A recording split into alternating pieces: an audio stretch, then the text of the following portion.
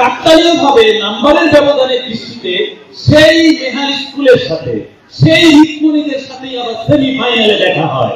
এই সেই দল যেটি ভারত পাকিস্তান ম্যাচের মতো অঙ্গমধুর প্রতিশোধ নিয়ে তারা কিন্তু সেই হিতমনিদেরকে বিদায় জানিয়ে আজকের ফাইনালে এসেছে।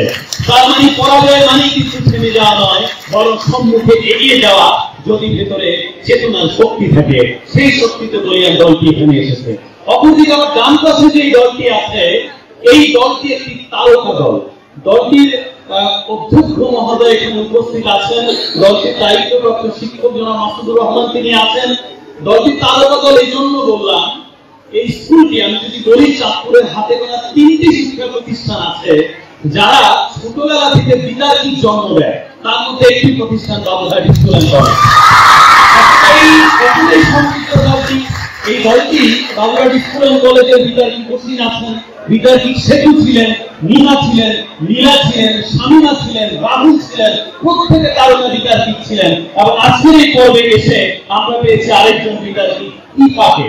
আমরা মনে করে দিতে চাই এই বাবুঘাট স্কুলের বিতার্কিক কিন্তু মুনু, যিনি টেলিভিশন বিতর্ক করেছিলেন বাবুঘাট স্কুলের প্রতিনিধিত্ব হয়ে। কাজে এই বিষয়ে বিতর্ক করা চাঁদপুরের প্রান্তিক পর্যায় থেকে ঢাকাতে বিতার্কিকদের সাথে লড়াই করে আলো ছড়ানো সেই বিতর্ক দলটি বলাখাল চন্দ্রবান বিতর্ক দলটি আজকে মুখোমুখি হতে যাচ্ছে।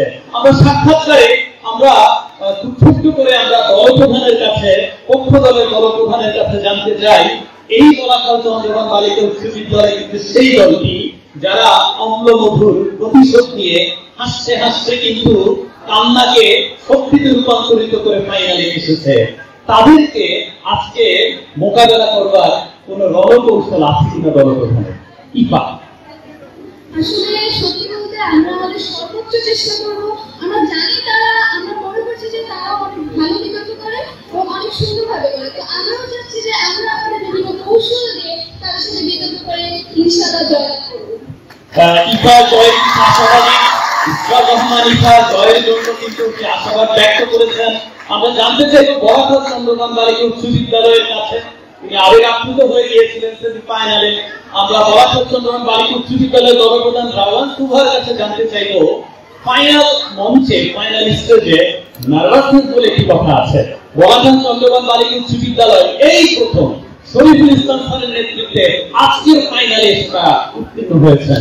সেই দলের দলপ্রধান সুভার কাছে জানতে চাইব, ফাইনালের যে ভীতি সেটি তার মধ্যে কাজ করছে কিনা, সেই ভীতিকে, সেই ভয়কে জয় করে প্রতিপক্ষকে মোকাবেলার রণকৌশলটা কি? ধন্যবাদ আপনাকে।